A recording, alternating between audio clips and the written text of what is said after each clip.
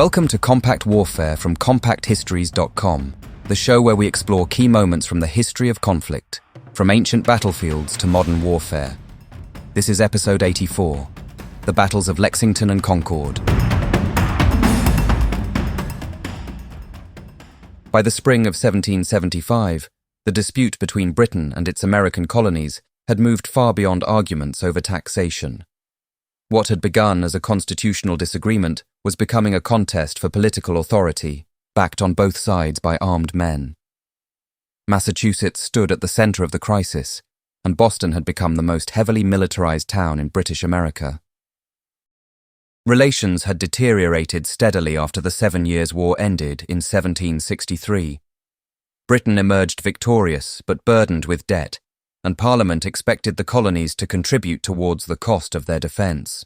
Measures such as the Stamp Act of 1765 and the Townshend duties provoked resistance from colonists who insisted that Parliament had no right to tax them without their consent. Protests, boycotts, and occasional violence followed. The killing of 5 civilians by British soldiers in the Boston Massacre of March 1770 deepened the hostility. 3 years later, protesters boarded ships in Boston Harbor and destroyed hundreds of chests of East India Company tea. Parliament responded in 1774 with a series of punitive measures known in Britain as the Coercive Acts and in America as the Intolerable Acts. Boston's port was closed, Massachusetts lost much of its political autonomy, and General Thomas Gage became the colony's military governor. Rather than isolating Massachusetts, the punishment encouraged greater colonial cooperation. The First Continental Congress met in Philadelphia in September 1774, while Massachusetts' opponents of royal government established their own provincial congress. John Hancock served as its president, and men such as Samuel Adams helped transform resistance into an organized political movement. The colony's traditional militia system now acquired new importance. Most Massachusetts towns maintained companies of part-time soldiers, while selected volunteers, soon widely known as Minutemen, trained to respond rapidly to an alarm. Weapons, gunpowder, and other supplies were quietly collected and dispersed across the countryside. Gage understood that the situation was dangerous. His regular army controlled Boston, but beyond the town, his authority was becoming increasingly theoretical. Local officials resigned or obeyed the provincial congress, courts could not operate normally, and militia units practiced openly. In September 1774, Gage sent troops to seize gunpowder stored near Boston. The operation succeeded without bloodshed, but rumors that British soldiers had killed colonists produced a massive mobilization across New England. The incident demonstrated how quickly thousands of armed men could assemble. Further British attempts to secure weapons met resistance.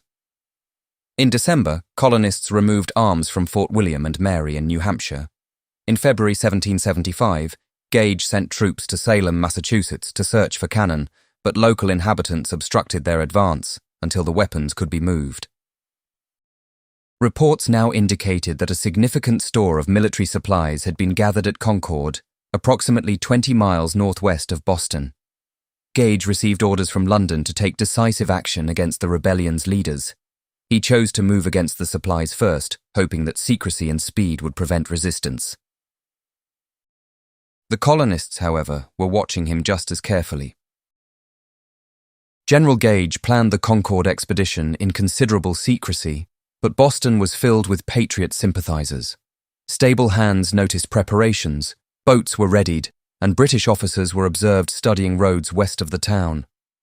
By the 18th of April 1775, colonial leaders knew that a military operation was imminent.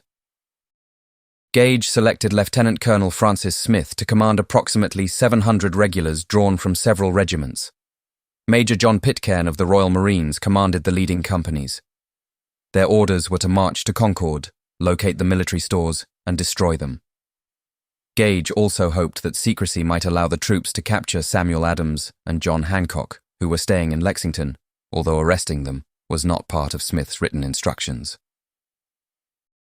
The expedition began badly. Many of the soldiers had already completed a day's duties before being assembled, and the various companies gathered slowly.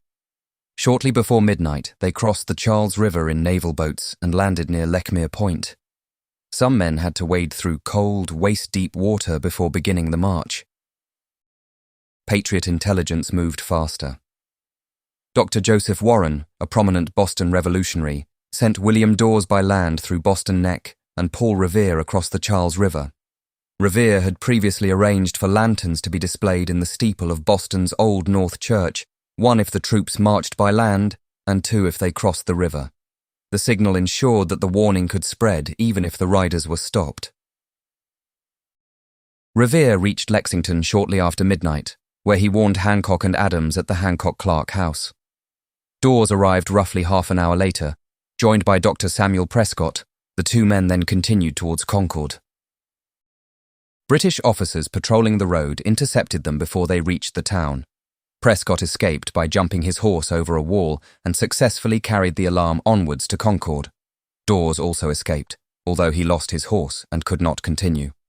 Revere was briefly detained and questioned before being released without his mount. The famous warning was therefore not the work of one solitary rider. Revere, Dawes and Prescott formed part of a much larger system involving messengers, church bells, signal guns, drums and alarm riders. News travelled from settlement to settlement, summoning militia companies across Middlesex County and beyond. In Lexington, Captain John Parker assembled his militia on the town common. No British soldiers appeared immediately, so he dismissed the men while instructing them to remain nearby. Many waited in Buckman Tavern, where they could obtain food, warmth, and, quite possibly, something stronger than breakfast tea. Farther west, Concord's inhabitants began moving or concealing the military stores. Cannon were buried or taken elsewhere, ammunition was hidden, and supplies were distributed among neighbouring communities. The secrecy upon which Gage's plan depended had disappeared. Smith received reports that the countryside had been alarmed. Concerned by the slow progress of his column, he sent a messenger back to Boston requesting reinforcements. He then ordered Pitcairn to take the light infantry companies ahead at a faster pace. As dawn approached on the 19th of April, those companies neared Lexington. Bells sounded in the darkness, militia drums beat, and Parker's men returned to the common. The political crisis was about to become an armed confrontation. Approximately 77 members of the Lexington militia formed on the common as the British advance approached shortly after sunrise. They were local farmers, artisans, labourers and tradesmen, rather than professional soldiers. Their commander, Captain John Parker, was a veteran of the French and Indian War who suffered from tuberculosis. Parker knew that his force could not defeat several hundred regulars. His men were not blocking the road to Concord, and their formation appears to have been intended as a demonstration of resolve rather than an invitation to battle. According to later recollections, Parker ordered them not to fire unless fired upon, but warned that if the British meant to have a war, it could begin there. Major Pitcairn rode towards the militia and demanded that they lay down their weapons and disperse. Amid shouting, movement and confusion, Parker ordered his men to leave. Some began to withdraw, but they did not do so in a neat formation, and many retained their muskets. Then somebody fired. No one established with certainty who fired the first shot. British witnesses claimed that a colonist discharged his weapon, perhaps from behind a wall or nearby building. Colonial witnesses accused the regulars. The shot may even have been accidental. In the poor light, with officers shouting and nervous men facing one another, its origin was probably impossible to determine. Pitcairn's light infantry opened fire without a clear command to do so. Some soldiers then charged with their bayonets. Their officers struggled to regain control as volleys and scattered shots swept across the common. The militia fired only a limited number of rounds before fleeing. 8 colonists were killed and 10 wounded. Those who died included Robert Monroe, another veteran of the French and Indian War, and Jonas Parker, Captain Parker's cousin, who was reportedly killed with a bayonet after being wounded. Prince Estabrook, an enslaved black man serving with the Lexington militia, was among the wounded. 1 British soldier received a minor wound. When Lieutenant Colonel Smith arrived, He restored order with the assistance of his officers. A drummer beat for assembly, and the troops reformed. The regulars fired a victory salute and gave 3 cheers, actions hardly calculated to calm the frightened and angry inhabitants. The clash was brief, but its meaning was enormous. British soldiers had killed colonists on a Massachusetts town common. Whether the first shot had been fired by a regular, a militiaman, or an unknown spectator mattered greatly to both sides because each wanted to portray the other as the aggressor. The British column did not remain at Lexington. Its objective was still Concord, where Gage believed the rebels had assembled cannon, gunpowder, ammunition, and provisions. After a short halt, Smith's troops resumed their march. Behind them, the survivors of Parker's company regrouped. Around them, the alarm continued spreading. Militia units were marching towards the road from numerous towns, and the small British expedition was moving deeper into hostile countryside. The regulars had scattered the first force placed before them, but Lexington had given the rebellion its first dead. At Concord, a much larger body of armed colonists was waiting.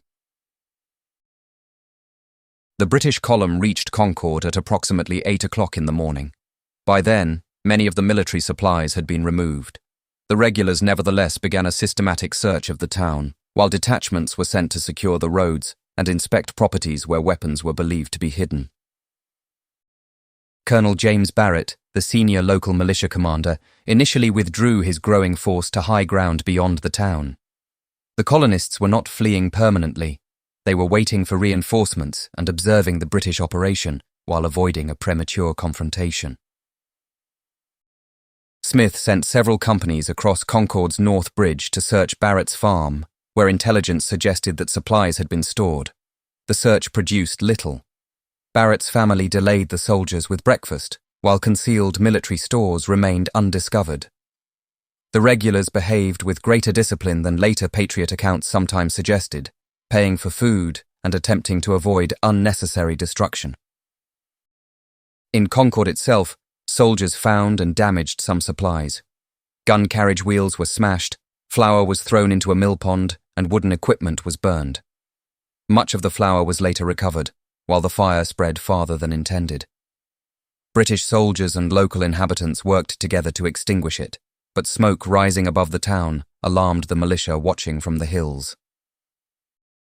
Colonial numbers had now increased to several hundred. They included Minutemen from Acton commanded by Captain Isaac Davis, a gunsmith who had prepared his company carefully for combat. When officers discussed advancing towards the bridge, Davis reportedly declared that he was not afraid to go. Lieutenant Colonel John Robinson and Major John Buttrick led the colonial column down towards the North Bridge. The men advanced in formation with their muskets loaded, although their officers still hoped to avoid firing unless attacked. Approximately 96 British regulars under Captain Walter Lorry guarded the bridge. Seeing the colonial force approaching, Lorry withdrew his men across the river and attempted to position them for defence. The confined ground produced a confused formation in which only the front ranks could fire effectively. Several warning shots were discharged. A British volley followed, killing Isaac Davis and Abner Hosmer of Acton and wounding others. Major Buttrick then ordered the militia to return fire. Unlike the scattered shooting at Lexington, this was a deliberate command by colonial officers to fire upon British troops. The volley killed 3 regulars and wounded several more.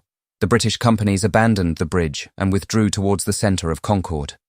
The colonists did not pursue them immediately, and the other British detachments were allowed to return from Barrett's farm without being attacked. Ralph Waldo Emerson later immortalized the North Bridge engagement as the place where the shot heard round the world was fired. The phrase disguised the confused and local character of the fighting, but it captured its historical importance. Organised colonial troops had stood their ground, received a volley, and driven British regulars from their position. Smith gathered his companies and prepared to return to Boston. His men were tired, short of supplies and surrounded by an enemy whose strength was increasing by the hour. The expedition had destroyed only a fraction of the colonial stores. The march to Concord had been tense. The return journey would become a 16-mile running battle. The British began leaving Concord around midday. Smith attempted to organise an orderly withdrawal, but militia companies were converging on the road from across the region. The colonists did not need to defeat the regulars in a conventional battle. They could attack from walls, woods, buildings and bends in the road, then withdraw before the British could bring their discipline and bayonets fully to bear. The first serious attack came near Merriam's Corner, where the road crossed a narrow bridge. As the long British column compressed at the crossing, militiamen opened fire. From that point onwards, the regulars faced repeated attacks. At Brooks Hill, and the area later known as the Bloody Angle, the winding road exposed the column to fire from several directions. British flankers tried to clear the stone walls and woodland, but the broken landscape made the task difficult. The colonists were not invisible marksmen, calmly shooting from complete safety, as later legend sometimes implied. Many fought in organized companies, and British soldiers repeatedly charged their positions.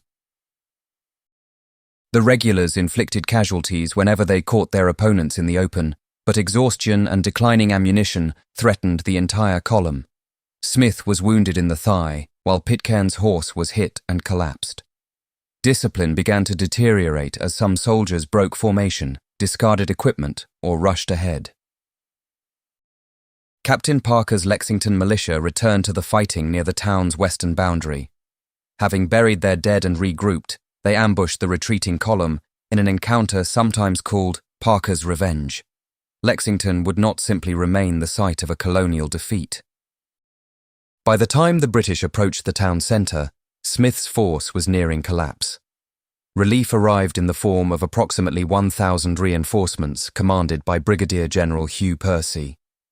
Gage had sent Percy after receiving Smith's request for assistance, although delays had prevented the relief column from leaving Boston promptly.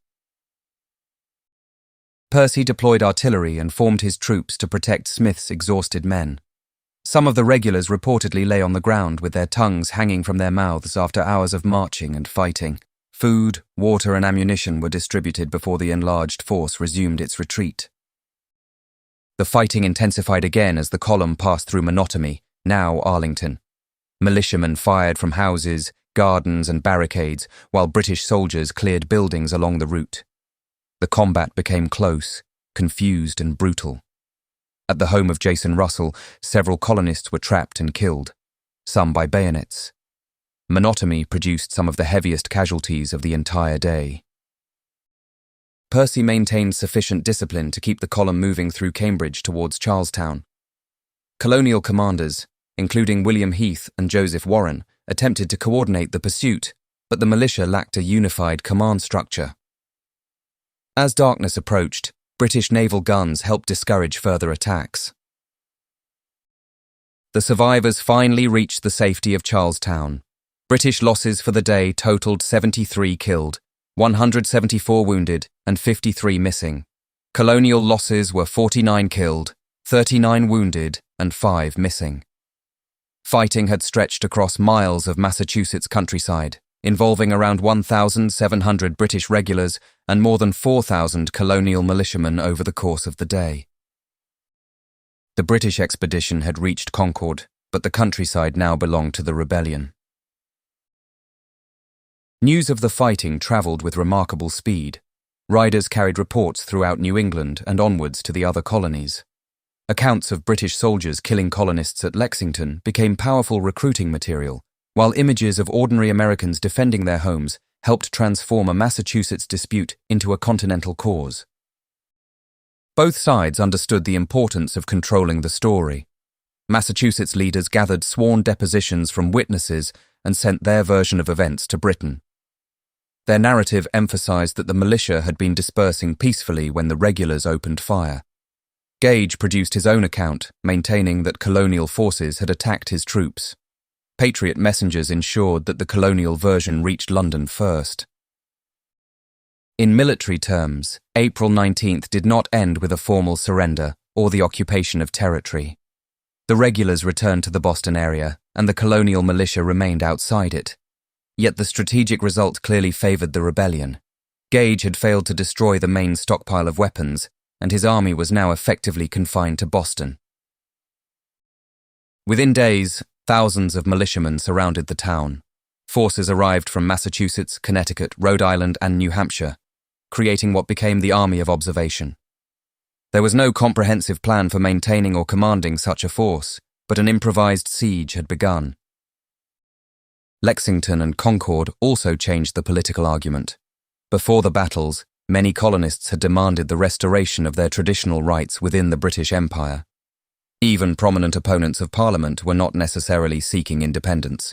After blood had been shed, reconciliation became far more difficult, although it would still take more than a year for Congress to declare independence. When the Second Continental Congress assembled in Philadelphia on the 10th of May 1775, it faced a war that had already started. Delegates created the Continental Army in June and appointed George Washington as its commander-in-chief. The decision helped turn the New England Uprising into a united colonial military effort. The violence continued. Colonial forces captured Fort Ticonderoga on the 10th of May, gaining valuable cannon. On the 17th of June, British troops attacked colonial positions overlooking Boston in the Battle of Bunker Hill. They captured the ground but suffered more than 1,000 casualties, proving that inexperienced colonial soldiers could withstand determined assaults by regular infantry. The events of the 19th of April had also exposed the strengths and weaknesses of both sides. British soldiers demonstrated discipline, endurance, and aggression during an extraordinarily difficult retreat. Their officers managed to save an expedition that might otherwise have been destroyed. At the same time, the march revealed the danger of operating through hostile territory without reliable intelligence, secure communications, or sufficient supplies. The colonial militia showed how quickly local forces could assemble and exploit their knowledge of the landscape. However, the day also exposed problems of coordination, command, and logistics that would trouble the American war effort for years. Neither the militiamen at Lexington nor the regulars approaching Concord could have known that the conflict would last for 8 years and end with the creation of the United States. Most were responding to immediate orders, local alarms, and dangers unfolding directly before them. Yet once the first shots were fired, the dispute could no longer be settled by speeches, petitions, or parliamentary legislation alone. Lexington and Concord turned resistance into rebellion, and rebellion into war. What began before dawn on a village common had set an empire against its own colonies and opened the struggle that would create a new nation.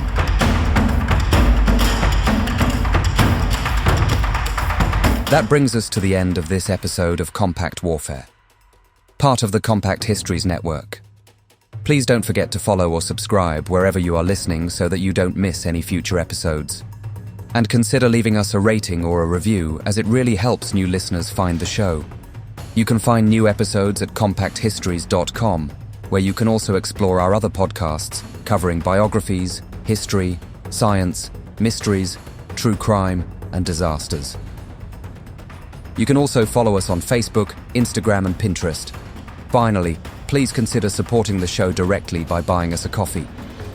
Head on over to compacthistories.com/warfare and click on the coffee cup to see how. Thanks for listening, and I'll see you next time.